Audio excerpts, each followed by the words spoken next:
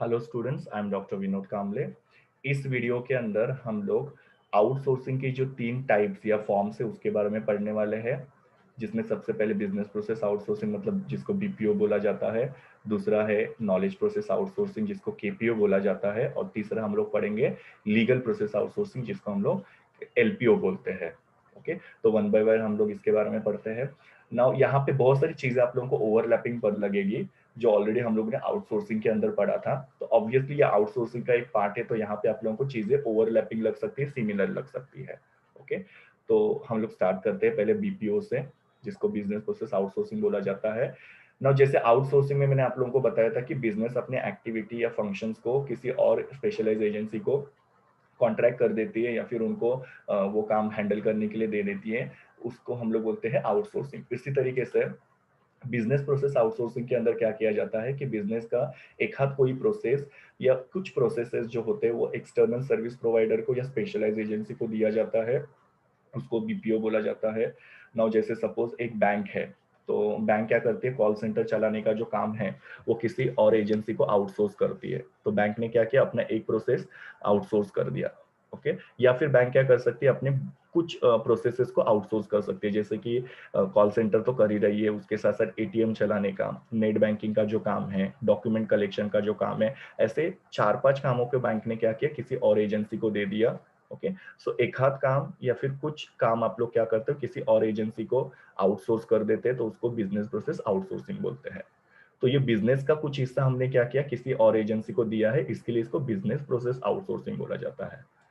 ना ये business process outsourcing क्यों क्यों किया जाता है, उसका एम क्या है? तो सबसे पहले यहाँ पे आपका सेव मनी ये पर्पज होता है। सेव मनी मतलब कि आपको यहाँ पे कॉस्ट कम करना है, क्योंकि मैंने आप लोगों को आउटसोर्सिंग के एडवांटेजेस के अंदर बताया था कि आउटसोर्सिंग जो होता है कॉस्ट इफेक्टिव होता है। मतलब अगर सपोज ये सारे नॉन कोर एक्टिविटीज जो है, जैसे कि कॉल सेंटर चलाना, एटीएम वगैरह हैंडल करना, या नेट बैंकिंग, ओके, या फिर डॉक्यूमेंट कलेक्शन, ये सारे नॉन कोर एक्टिविटीज है। ये एक्टिविटीज अगर आप खुद हैंडल करने के लिए जाओगे तो उसके लिए आपको क्या करना पड़ेगा, अलग से डिपार्टमेंट सेटअप करना पड़ेगा, उसके लिए जगह खरीदनी पड़ेगी या रेंटेड लेनी पड़ेगी, उसके लिए अलग से एम्प्लॉइज अपॉइंट करने पड़ेंगे, उनको ट्रेनिंग और सैलरी पे करना पड़ेगा, और दूसरे एडमिनिस्ट्रेटिव खर्चे वगैरह करने पड़ेंगे। तो बहुत कॉस्टली हो जाता है जब कोई भी नॉन कोर एक्टिविटी आप खुद हैंडल करने के लिए जाते हो। तो उससे अच्छा आप लोग क्या करो, वो काम किसी और एजेंसी को दे दो जो वो काम के अंदर स्पेशलाइज होती है, तो आपको अच्छी सर्विस भी मिल जाएगी, प्लस उनको आपको सिर्फ चार्जेस पे करने पड़ेंगे। आपको ये ट्रेनिंग वगैरह जो है, सैलरी, एडमिनिस्ट्रेटिव खर्चे, ये सब नहीं करने पड़ेंगे, उनको सिर्फ उनका जो भी फीस होगा वो करना पड़ेगा आपको। तो यहाँ पे क्या हो रहा है कि आपका कॉस्ट बच रहा है, और इसके लिए मैंने यहाँ पे लिखा है कि ये बीपीओ जो है उसका एम है सेविंग ऑफ द मनी, मतलब आपका कॉस्ट सेव करना बीपीओ का एम होता है। और दूसरा है आप आपके कोर एक्टिविटी के ऊपर ध्यान दे सकते हो, जैसे कि कॉलेजेस है तो कॉलेज का कोर एक्टिविटी क्या है कि क्वालिटी एजुकेशन प्रोवाइड करना, या बैंक है तो बैंक का ये कोर एक्टिविटी क्या है कि जहाँ पे बैंक क्या करती है, कस्टमर से डिपॉजिट एक्सेप्ट करती है और कस्टमर को लोन वगैरह प्रोवाइड करती है। तो ये अपने मेन कामों के ऊपर आप लोग फोकस कर पाओगे अगर आप आउटसोर्सिंग करोगे तो, और दूसरा आपका कॉस्ट भी सेव होगा ना। बहुत सारी कंपनीज जो होती है वो कौन से एक्टिविटीज को आउटसोर्स कर सकती है या कौन से प्रोसेस को आउटसोर्स करती है, तो सबसे पहले कॉल सेंटर्स। आजकल कॉल सेंटर्स बहुत ज़्यादा इंपॉर्टेंट होते जा रहे हैं, जहाँ पे कस्टमर की क्वेरीज वगैरह होता है, या कस्टमर को कोई भी इशू वगैरह होता है, या कस्टमर को कोई इन्फॉर्मेशन चाहिए तो वो इन्फॉर्मेशन प्रोवाइड की जाती है, तो उसके लिए कॉल सेंटर्स की बहुत ज़रूरत पड़ती है। तो ये कॉल सेंटर चलाने का जो काम होता है वो आप लोग आउटसोर्स कर सकते हो। जो वो लोग होते हैं वो लोग आपके कस्टमर के क्वेरीज को हैंडल करेंगे, उनको इन्फॉर्मेशन प्रोवाइड करेंगे। इंटरनेट मार्केटिंग भी काफ़ी इंपॉर्टेंट रोल प्ले करता है, क्योंकि अभी जो ये हमारा सेंचुरी चल रहा है इसके अंदर बहुत सारी चीज़ें ऑनलाइन होती जा रही है, तो आप लोग क्या कर सकते हो, आपकी मार्केटिंग भी ऑनलाइन कर, जिसके वजह से आप लोग आपके नंबर ऑफ कस्टमर्स बढ़ा सकते हो और आपके बिजनेस को भी एक्सपेंड कर सकते हो। तीसरा डेटा एंट्री का जो काम होता है, मतलब कस्टमर की कोई भी इंफॉर्मेशन वगैरह होती है वो आप लोगों को सॉफ्टवेयर के अंदर फीड करनी पड़ती है, बिकॉज ये कस्टमर की इंफॉर्मेशन बहुत ज़रूरी होती है कोई भी डिसीजंस वगैरह लेने के लिए या कस्टमर्स को टारगेट करने के लिए। तो वो डेटा एंट्री करने का भी काम आप लोग आउटसोर्स कर सकते हो। अकाउंटिंग का जो काम होता है, जैसे कि पेटी कैश हैंडल करना या प्रॉफिट एंड लॉस वगैरह जो अकाउंट प्रिपेयर करना, या फिर आपका फाइनलाइजेशन ऑफ अकाउंट वगैरह, ये काम आप लोग किसी और एजेंसी को आउटसोर्स कर सकते हो। और सप्लाई चेन मैनेजमेंट, मतलब आप गुड्स को बनाओगे और गुड्स को बेचने का काम जो होता है वो आप किसी और एजेंसी को दे सकते हो। तो ये सारे जो प्रोसेसेस है बिजनेस के, इसको आप लोग आउटसोर्स कर सकते हो यहाँ पे, और आपके मेन एक्टिविटी के ऊपर आप लोग फोकस कर सकते हो। अगर आपको बिजनेस प्रोसेस आउटसोर्सिंग के एडवांटेज और डिसएडवांटेज पूछेंगे तो आप लोग क्या कर सकते हो कि आउटसोर्सिंग के जो मैंने एडवांटेज और डिसएडवांटेज पहले वीडियो के अंदर बताए थे, वो आप लोग सेम आंसर यहाँ पे लिख सकते हो। ओके, तो इसके लिए आपको अलग से एडवांटेज और डिसएडवांटेज लर्न करने की जरूरत नहीं है, सेम जो आप लोगों ने आउटसोर्सिंग में पढ़ा था वही आप लोग आंसर यहाँ पे भी लिख सकते हो। ना दूसरा नॉलेज प्रोसेस आउटसोर्सिंग, जिसको केपीओ बोला जाता है, इसके अंदर फर्क इतना ही रहता है कि यहाँ पे नॉलेज के रिलेटेड या इंफॉर्मेशन रिलेटेड बिजनेस की एक्टिविटीज जो होती है वो आउटसोर्स की जाती है। मतलब यहाँ पे जो काम होता है वो थोड़ा सा कॉम्प्लेक्स नेचर का होता है, मतलब थोड़ी डिफिकल्ट टास्क जो होते हैं वो आप लोग क्या करते हो, किसी और एजेंसी को देते हैं। डिफिकल्ट क्यों होता है? बिकॉज ये नॉलेज और इन्फॉर्मेशन रिलेटेड होता है। और केपीओ जो है बीपीओ का एक सब डिवीजन है। सब डिवीजन मतलब क्या होता है कि बीपीओ के अंदर केपीओ आता है, केपीओ बीपीओ का एक पार्ट है। ओके, तो इसके लिए अभी जैसे मैंने आप लोगों को बोला ये नॉलेज और इन्फॉर्मेशन रिलेटेड एक्टिविटीज को यहाँ पे आउटसोर्स किया जाता है, तो कौन सी एक्टिविटीज? तो सबसे पहले फाइनेंशियल कंसल्टेंसी एंड सर्विसेज। ना फाइनेंशियल कंसल्टेंसी एंड सर्विसेज मतलब आपके बिजनेस का फाइनेंशियल प्लान बनाना, बिजनेस का बजट बनाना, इन्वेस्टमेंट प्लान बनाना, टैक्स का स्ट्रक्चर बनाना, तो ये सारा जो काम है वो आप लोग किसी और एजेंसी को आउटसोर्स कर सकते हो। मार्केट रिसर्च करना, जहाँ पे आप मार्केट के और कस्टमर की इंफॉर्मेशन कलेक्ट करना चाहते हो। सपोज आपको किसी नए मार्केट में एंट्री करना है, स्पेशली जब इंटरनेशनल मार्केट में एंट्री करना होता है तो हर एक कंट्री के कस्टमर जो होते हैं वो अलग अलग होते हैं, वहाँ की मार्केट सिचुएशन अलग होती है। तो रिसर्च करके आप लोग वहाँ की इंफॉर्मेशन कलेक्ट कर पाओगे, जिसकी वजह से आप आपकी मार्केटिंग स्ट्रेटेजी प्रॉपरली डिजाइन करके वो मार्केट के अंदर सक्सेस पा सकते हो।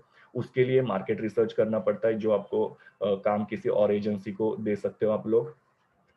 वेब डिजाइनिंग मतलब वेबसाइट बनाना आजकल काफी जरूरी है, क्योंकि कस्टमर को अगर कोई भी इंफॉर्मेशन चाहिए तो कंपनी की वेबसाइट पे जाते हैं, वहां पे उनको कंपनी की इंफॉर्मेशन, प्रोडक्ट की इंफॉर्मेशन, कंपनी के ऑफर्स, इसके बारे में सब पता चलता है। तो हर एक कंपनी आप लोग देखते हो कि आजकल खुद की वेबसाइट डिजाइन कर रहे हैं, तो ये भी काम आप आउटसोर्स कर सकते हो। और बिजनेस एनालिसिस या टेक्निकल एनालिसिस। ना बिजनेस एनालिसिस का मतलब क्या होता है कि आप लोग यहाँ पे बिजनेस का रिसर्च करते हो, ओके, और आपके बिजनेस में क्या प्रॉब्लम है उसके रिलेटेड आप सॉल्यूशन फाइंड आउट करने की कोशिश करते हो। तो बिजनेस का रिसर्च करना, ओके, और बिजनेस के प्रॉब्लम को सॉल्व करना, ये भी काम आप लोग क्या कर सकते हो, किसी और एजेंसी को आउटसोर्स कर सकते हो।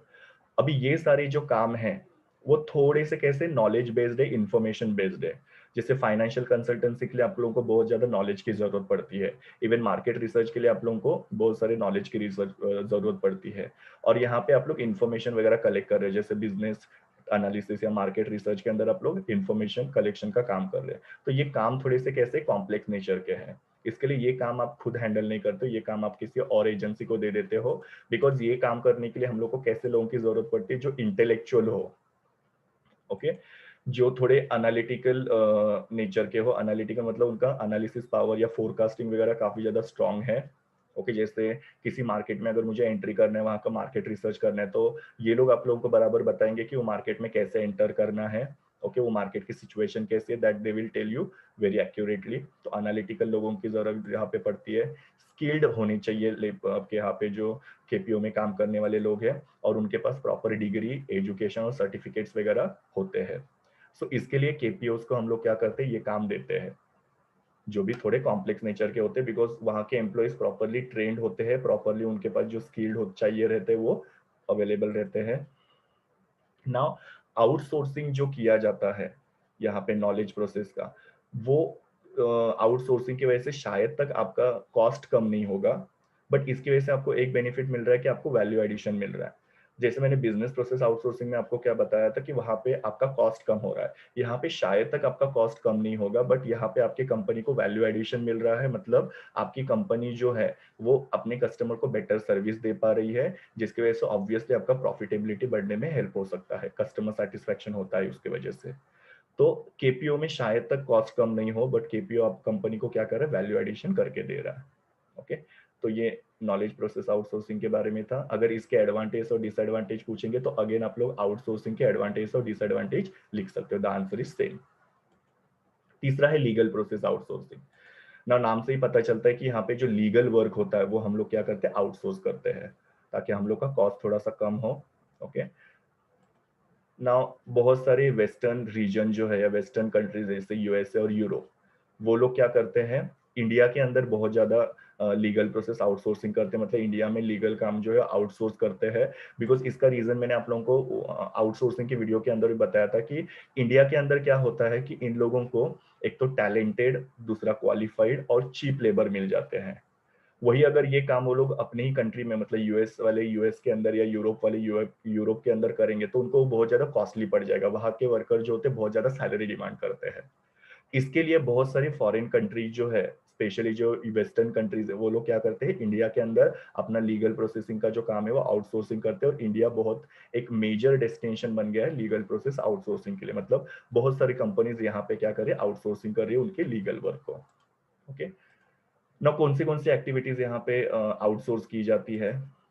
कॉन्ट्रैक्ट ड्राफ्टिंग करना। सपोज आपको किसी के साथ कॉन्ट्रैक्ट बनाना है, तो वो कॉन्ट्रैक्ट बनाते समय क्या क्या वर्ड्स यूज करने चाहिए, उसके कौन से क्लॉजेज होने चाहिए, ओके, वो हर एक चीज केयरफुली यहाँ पे ये एलपीओ जो है वो हैंडल करते हैं आपके, और आपको प्रॉपर कॉन्ट्रैक्ट बनाने में हेल्प करते हैं या ड्राफ्ट करने में हेल्प करते हैं। बिकॉज कल उठ के ये कॉन्ट्रैक्ट की वजह से डिस्प्यूट्स हो सकते हैं। ओके, तो इसके लिए आप लोगों को ये कॉन्ट्रैक्ट बहुत ही केयरफुली ड्राफ्ट करना पड़ता है, जो एलपीओ आप लोगों को उसमें हेल्प करते हैं। डॉक्यूमेंट रिव्यू करना ना, डॉक्यूमेंट रिव्यू करना मतलब क्या होता है, कोई भी डॉक्यूमेंट जो है उसका लीगल और फैक्चुअल इशू को समझना। ओके, जैसे कि सपोज आपके अगेंस्ट किसी ने लिटिगेशन किया है या केस वगैरह किया है, तो डॉक्यूमेंट को प्रॉपर समझ में अपने आपको आना चाहिए कि क्या क्या लिटिगेशन सामने वाले पार्टी ने आपके ऊपर लगाया है। तो वो डॉक्यूमेंट को अंडरस्टैंड करने में आपको लीगल प्रोसेस आउटसोर्सिंग एजेंसी जो होती है वो हेल्प करती है। ओके, वो डॉक्यूमेंट को आपको प्रॉपर समझना है, उसके जो भी कंटेंट है उसको प्रॉपरली समझने में ये लोग आपको हेल्प करते हैं। देन लीगल रिसर्च, जब भी आपको कोई लीगल डिसीजन लेना होता है, सपोज आपको किसी कहीं पे जमीन खरीदनी है, या आपको डिसीजन लेना है कि ये जमीन खरीदनी चाहिए कि नहीं खरीदनी चाहिए, तो यहाँ पे आप लोग क्या करते हो, लीगल रिसर्च करते हो। ओके, और इंफॉर्मेशन फाइंड आउट करते हो वो पर्टिकुलर जमीन के बारे में। बिकॉज आपने वो जमीन खरीदी और कल उठ के वहां पे कोई लीगल इशू हुआ तो ऐसा, तो लीगल रिसर्च किया जाता है, जहाँ पे आप लोग लीगल इंफॉर्मेशन कलेक्ट करते हो और आपको डिसीजन मेकिंग में हेल्प होता है। लीगल राइटिंग, अगर आपको कोई भी कॉन्ट्रैक्ट वगैरह लिखना है या कोई भी चीज वगैरह, किसी को लेटर वगैरह लिखना है, ओके, तो वो लीगल राइटिंग में आपको को ये हेल्प करते हैं, या किसी के साथ एग्रीमेंट बनाना है तो उसमें ये हेल्प करते हैं। और litigation support, no litigation support मतलब आपका कोर्ट में अगर कोई केस चल रहा है, तो वो केस में ये लोग क्या करते हैं, आपको हैंडल करने में हेल्प करते हैं, या उसको उसमें आप लोगों को ये सपोर्ट करते हैं केस को लड़ने में। तो ये सारे लीगल काम होते हैं जो एलपीओ के द्वारा आउटसोर्स किया जाता है किसी और एजेंसी को। पैटेंट सर्विस भी यहाँ पे किया जाता है। पैटेंट मतलब आप लोग किसी चीज को आपने डेवलप किया है अपने इंटेलेक्चुअल ये इंटेलेक्चुअल से, और वो चीज को आपको रजिस्टर करवाना है आपके नाम पे, तो वो भी काम आप लोगों को ये करवाने में हेल्प करते हैं। आजकल बहुत सारी कंपनीज पैटेंट करा रहे हैं अपने जो भी चीजें वो लोग डेवलप कर रहे हैं वो, जिससे क्या होता है कि कोई भी आपकी चीज को कॉपी नहीं कर सकता है। ओके, ना बहुत बड़ी बड़ी जो कंपनीज होती है उसमें बहुत सारे लीगल काम वगैरह होते हैं, तो ऑब्वियसली एलपीओ सब काम हैंडल कर लेता है। ये अगर चीजें आप लोग इन हाउस करने के लिए जाओगे, या मतलब खुद अगर आप ये करने के लिए जाओगे, तो इसमें बहुत ज्यादा एक्सपेंसिव हो जाता है। बिकॉज इसके अंदर आप लोगों को स्किल्ड लोगों की जरूरत पड़ती है, जिनको लॉ के बारे में बहुत अच्छे से पता है। ऐसे लोगों की यहाँ पे आपको अगर जरूरत पड़ती है, लॉयर लोगों की आपको जरूरत पड़ सकती है। प्लस इसमें बहुत ज्यादा टाइम भी जाता है, जैसे ना, इसके लिए ये चीज जो होती है वो आप लोग क्या कर सकते हो, किसी और एजेंसी को आउटसोर्स कर सकते हो। ना अगेन एलपीओ के अगर आप लोगों को एडवांटेज और डिसएडवांटेज पूछेंगे, तो आप लोग आउटसोर्सिंग के एडवांटेज और डिसएडवांटेज लिख सकते हो ना। यहाँ पे डिसएडवांटेज की जगह पे आपको लिमिटेशन वर्ड आ सकता है, तो आप लोग लिमिटेशन बोलो या डिसएडवांटेज बोलो, आपका आंसर जो रहेगा वो सेम रहेगा। Okay, so this was all about BPO, KPO and LPO. ये मेरे यूआरएल है जहाँ से इमेजेस लिए हुए हैं। Thank you students, please do like, share, comment and subscribe to my YouTube channel, and also recommend my channel to your friends. We will meet in the next video.